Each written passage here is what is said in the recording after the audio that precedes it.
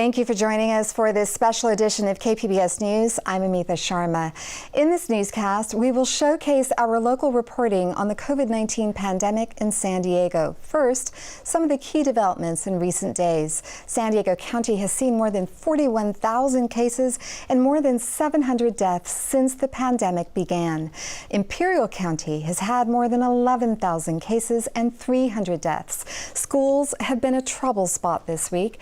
Our Lady of Peace, a private school in North Park, moved its classes online after a couple of cases among students. San Diego State extended its stay-at-home order after a spike in cases, and the CSU system announced distance learning will continue through the spring. The UC system is watching what's happening at SDSU closely as it gets ready to welcome back students. UC San Diego is holding firm on its plan that includes in-person teaching. KPBS education reporter Joe Hong talked with students about going back to school during this time. When the fall quarter begins in 2 weeks, UC San Diego will welcome back 16,000 undergraduate and graduate students back to campus. That's far more than other UC campuses. 12% of UC San Diego's classes will either be hybrid or in-person, and 7,000 undergraduates will live in dorms. In contrast, UC Berkeley will offer no in-person or hybrid classes and have 2,200 students in on-campus housing. UCLA will have just 700 students living on campus. UC San Diego officials say they feel confident about bringing so many students back because they've developed a rigorous testing and safety plan that includes twice-a-month testing for all students and staff and single-occupancy dorm rooms. Yet some students and faculty believe the reopening plan is doomed to fail. I don't know what needs to happen before UCSD can bring students back, but I think that right now is probably not the right time to do it. Daniel Hines is a PhD student in neurobiology at UC San Diego. I think that if UCSD observes other universities doing more than we're doing and failing to avoid widespread outbreaks, we should be reconsidering the validity of our models, and we should be reconsidering whether or not, within the constraints that we have, it's possible to open safely. On Monday, Hines sent an open letter signed by 600 students, alumni, and faculty urging the university to reconsider its reopening plan. UC San Diego officials, however, say they're confident the plan will work. We've been thinking about this since the beginning of April. Robert Schooley is an infectious diseases expert at UC San Diego who helped create the reopening plan. We have to try to figure out how to operate our schools, our businesses, and our society in a new environment in which we're going to have a coronavirus looking over our shoulders for quite a while. One undergraduate student feels reassured by the reopening plan and is eager to get back on campus. I feel like the most important thing is you have to follow the guidelines. Ariana Kubilian will be a senior at UC San Diego this fall. She said she appreciates the efforts the university is taking to give her a chance to get the most out of her final year. For me, I just like that they're trying to give some resemblance of a college experience instead of just saying, no, it's all online. The first day of instruction at UC San Diego is September 28th. Joe Hong, KPBS News. 6 months into the pandemic, the challenge of distance learning is weighing on students and their families. That's especially true in neighborhoods hit hardest by the pandemic. Coming up a bit later, we'll look closer at the disparities coming to light with the new school year underway. The week started with Labor Day, and local event workers used the holiday to bring attention to how their industry is struggling. KPBS reporter Tanya Thorne shows us how they're still waiting for things to turn around. As businesses begin to reopen at limited capacities, the events industry is one that has been devastated from the beginning of the pandemic with no foreseeable date to reopen. We'll be getting started maybe 10 minutes. Workers marched from Waterfront Park to the San Diego Convention Center with empty gear cases symbolizing the void of events this year. Bans on mass gatherings have left over 12 million workers in the U.S. unemployed, 200,000 event workers here locally in San Diego. Frank Enshemi, owner of Pacific Creative Productions, tells us how the bans due to COVID-19 have impacted the events industry. People are losing their businesses. I have friends and colleagues of mine who've either closed down, lost their jobs, and on top of that, they've lost their health care. They're in trouble with their bills. They could either be foreclosed on or kicked out of their apartments. So it's a very scary time right now for people in our industry. The San Diego Events Coalition, along with industry professionals, are pushing for relief for the thousands of unemployed event workers in order to keep the industry alive. They are requesting an updated paycheck protection program allowing for a second round of funding with consideration for the events industry, an extension on additional unemployment benefits, and a roadmap to safely reopen events. Ganchemi knows that following the COVID-19 outbreak, the events industry will look different in the future. Well, obviously social distancing, obviously wash stations where you can get, hand sanitizers or cleaning. This is one of a series of demonstrations the San Diego Event Coalition has supported in an effort to advocate for the events industry and its displaced workers. Tanya Thorne, KPBS News. The San Diego City Council voted this week to require temporary supplemental sick leave for anyone who works for a company with more than 500 workers. That's in contrast to the stalemate in Washington, where Congress has left Americans hanging for months. John Lawrence tells us how the latest stimulus push hit a dead end. Last month, talks about a stimulus bill to boost the U.S.'s COVID-19 stricken economy collapsed due to partisanship. Not much has changed since then. We've just been waiting and waiting for our Republican friends to get their act together. It's just silly season on the Democratic side. They've run out of excuses not to legislate. The so-called skinny bill from Senate Republicans calls for $300 a week in enhanced jobless benefits, extends the Paycheck Protection Program, and provides $105 billion in education funds. The near $500 billion bill does not include stimulus checks or additional state aid. Do you want to do something? Or do you want to do nothing? House Speaker Nancy Pelosi and Senate Minority Leader Chuck Schumer have been calling for a $2.2 trillion stimulus plan, but that was rejected by the White House. Leader McConnell isn't searching for bipartisan progress. He seems to be looking for political cover. While this battle rages on in Washington, D.C., many Americans are hoping for some sort of compromise. It's a political football game, and they're playing with people's lives. All right. And it's wrong. Whether you're a Democrat, whether you're a Republican, whether you're an independent, they have to get something done. I'm John Lawrence reporting. The city of San Diego has placed more than 500 people struggling with homelessness into housing since the beginning of the pandemic. As KPBS reporter Max Rivlin-Nadler tells us, the city cut through some of the red tape that existed before the public health emergency. When the San Diego Convention Center was transformed into a homeless shelter in April, city officials saw it as fulfilling two urgent needs: immediate housing for those vulnerable to the COVID-19 pandemic, and to find housing and services for those who might not have had those opportunities before. And while the pandemic thankfully hasn't hit the city's homeless population as badly as many feared, the services and housing part of the equation has gone as hoped for. In the 5 months since the Convention Center shelter opened, 525 individuals have been housed. Officials say another 200 individuals will find housing by September. How do we look beyond our normal comfort zones and stretch our resources differently? Lisa Jones is with the San Diego Housing Commission. She said that the city and its partners at the county and state were able to accelerate certain processes and tap into new resources because of the emergency presented by the pandemic. We are exercising the opportunity of a true crisis to leverage people to change, right? We have the opportunity, because everybody is feeling a different kind of urgency and pressure, to maybe break through some of those more bureaucratic roadblocks that now can be moved. Dubbed Operation Shelter to Home, 43% of the people moved into housing have been moved into permanent supportive housing. Others have found temporary housing through the city or moved in with friends or family. Jones expects the city to receive a huge boost in its permanent supportive housing supply, as it acquires and transforms local hotels using a mix of new state and county money. While the normal acquisition time takes between 18 to 24 months, Jones expects the hotels to be purchased by the end of this year. That's also when the convention center, which currently serves 1,100 individuals each day, will also shut down. Max Rivlin-Nadler, KPBS News. For schools in the South Bay hit hardest by the pandemic, a public health crisis has collided with academic disparities.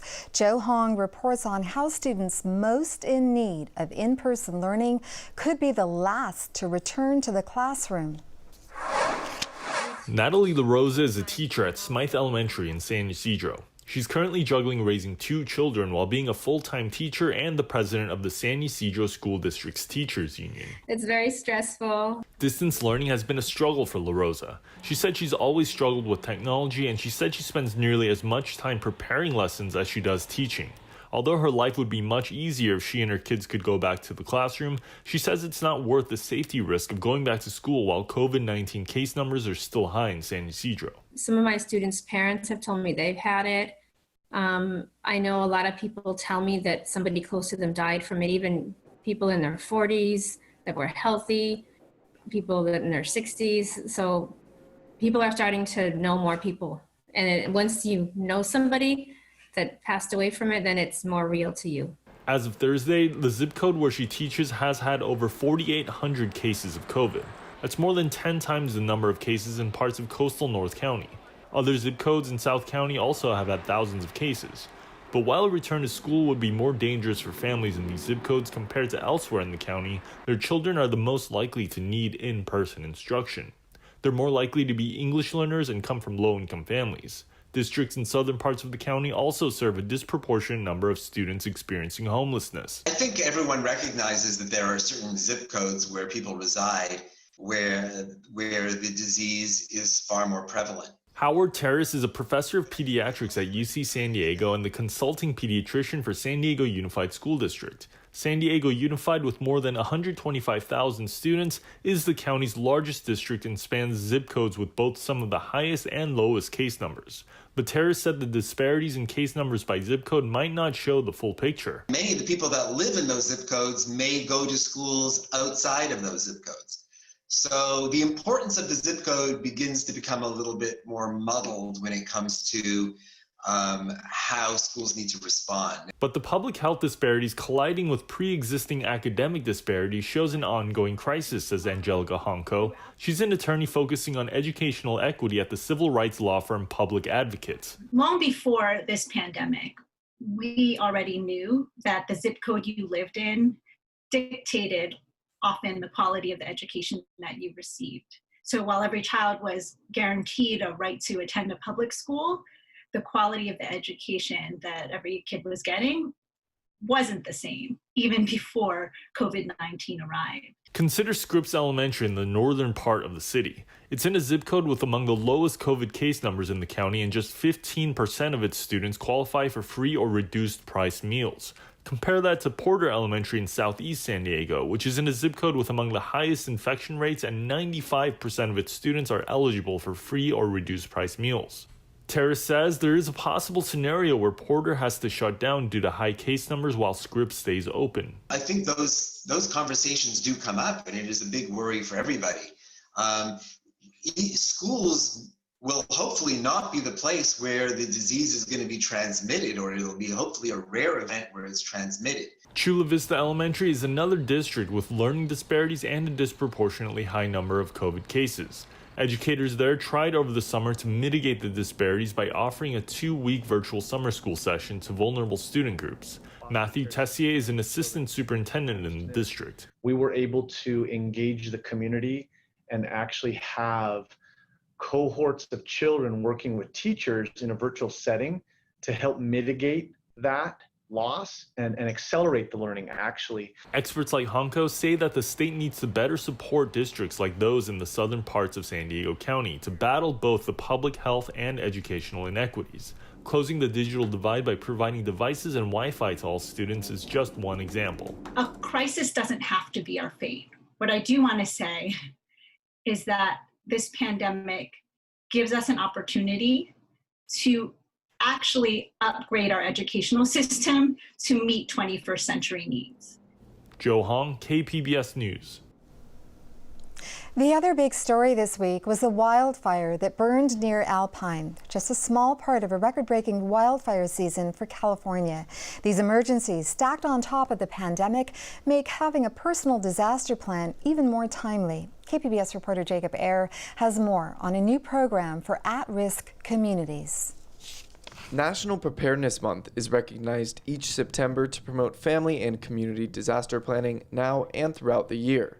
Supervisor Kristen Gaspar says Each family should have a plan in an emergency situation. The state has created a 5-step plan called Listos California to help you assemble the necessary items you will need, as well as mentally prepare you to take quick action should the time come.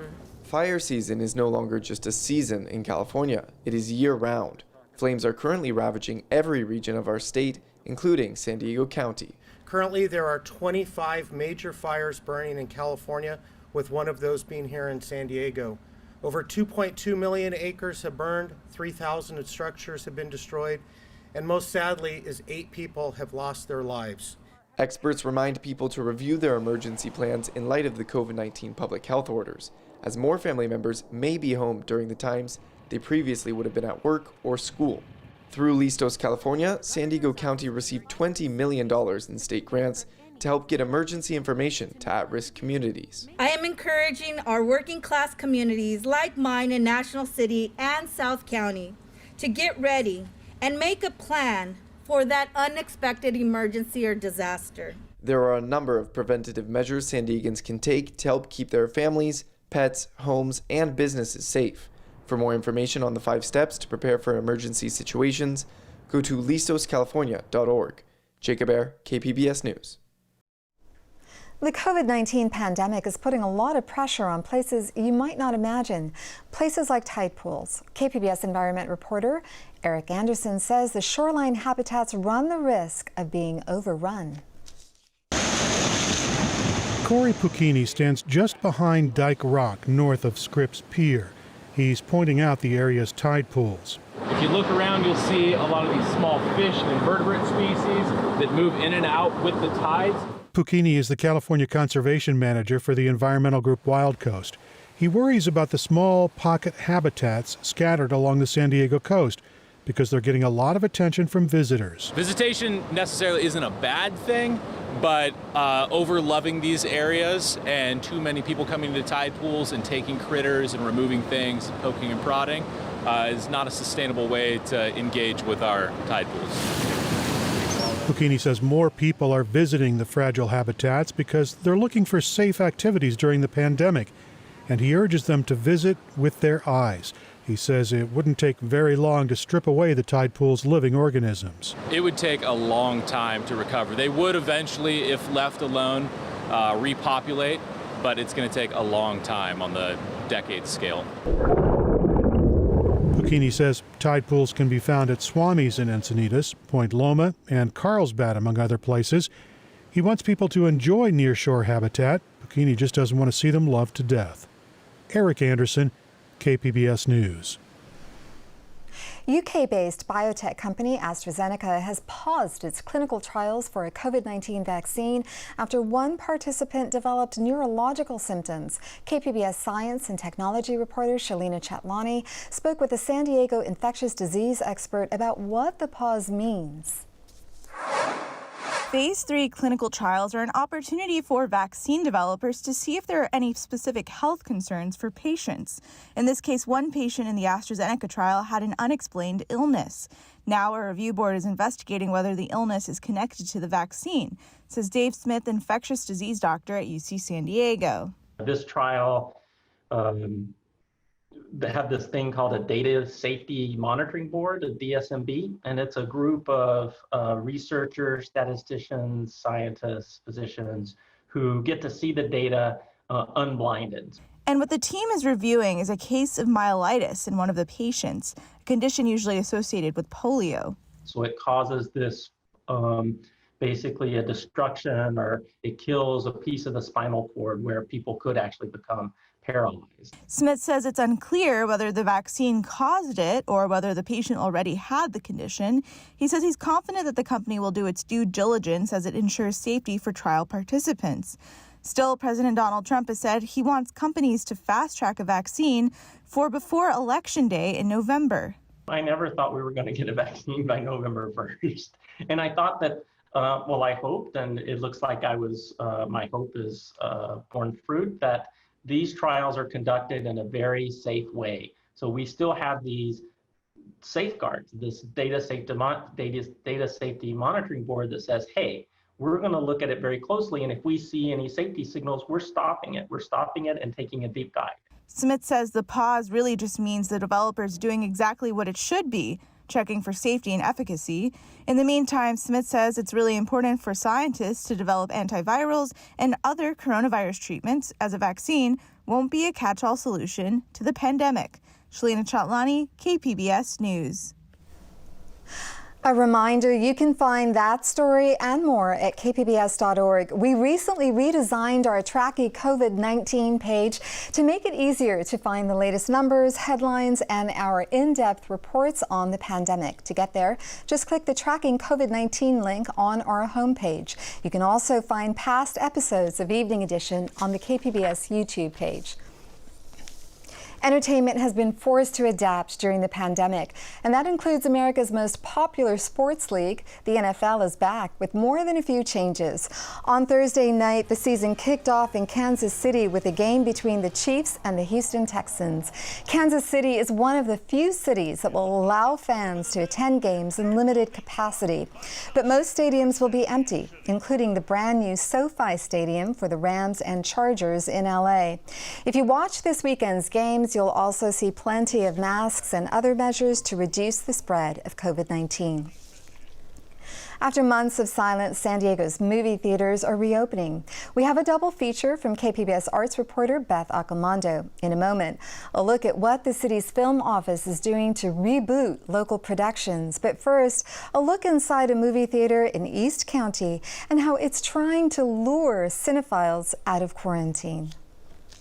John Siddig has been projecting film for 46 years, and as Reading Cinema's director of projection and sound, he's thrilled that movie theaters can finally reopen. But what makes him even more excited is that Reading Grossmont will be playing Christopher Nolan's Tenet. We're one of the very few theaters in the United States that actually is showing it in 70mm film. We have one of the few 70mm prints in the country. The 500-seat 70mm venue boasts a 55-foot screen. Reading is keeping a minimum of 3 seats between patrons and only selling every other row. I'm actually projecting here 70mm a couple of shifts because, I grew up with film, not digital, and film is tangible to me, where putting a hard drive in a server isn't. And so I just really love to thread up, to run the movie, to keep checking the picture during the show, checking to make sure we aren't scratching the print or getting the print dirty or whatever. And it's a real joy for me. Seeing films on a big screen is a real joy for avid cinephile Gary Dexter. He went to see Tenet at Regal Cinemas in Escondido on Wednesday. And I looked around and everybody had masks on. So I thought on the whole people behaved responsibly and better than I might have expected. Given the circumstances and the fact that, like yourself, I'm a rabid cinephile, I thought it was acceptable. In fact, so much so that I'm going to see Iannucci's Copperfield movie tomorrow in the same theater. I think the public is really anxious to get out of the house. I believe that most of them are getting a little bit tired of watching movies on their iPad, and they miss that communal experience that you get by sitting in an auditorium and hearing the reactions of other people. Even though we're running at reduced capacities, we're very happy to be offering a service to people who want to see movies the way they were meant to be shown. Reading is making masks required at all times, except when eating or drinking. The cinema will also offer limited concessions. Regal, AMC, Cinépolis, and The Lot are also reopening. Beth Accomando, KPBS News. Making movies often requires people to work in close quarters, so filmmakers like Fernando J. Huerto have faced challenges trying to shoot during COVID-19. In June, the San Diego Film Office reopened with new guidelines for shooting. Brandy Shimabukuro is the city's filming program manager. production does look different these days. We are only allowing right now smaller productions of cast and crew counts of 15 or less, while we have been hearing from larger productions that are interested in filming later in the year. The bulk of what we have been seeing filming on location in San Diego has been smaller commercial shoots, documentaries, docuseries, and what production ultimately looks like is you're taking an industry that thrives on close contact and in-person meetups because you're filming on location. Typically, cast and crew counts would be far larger than your typical threshold of 15. So a lot of productions are utilizing what's called zones, where there's minimal mixing. Physical distancing, of course, is required. Masks for people who are on location is also a requirement, with the exception being for talent who are actively being filmed in front of the camera. In addition to dealing with the challenges of the pandemic, Shimabukuro has been working on an interactive tool to help filmmakers find locations in San Diego. What this tool is, and we're calling it the San Diego Filming Jurisdiction Map. It's an interactive map that's available online. It's free and open to the public to access, and we have it linked on sdfilm.org on our website. But when you open it up, if a production has a list of locations and they aren't sure who they need to work with, this map will ultimately point them in the direction so that they know who they would need to reach out to, the film permitting information or the contact information for whomever that agency is. Shimabukuro hopes this map will assist productions of any size or budget as film work slowly increases in San Diego. Beth Accomando, KPBS News. That's all for this special edition of KPBS News. I'm Amitha Sharma. For all of us here at KPBS, thank you for joining us and stay safe.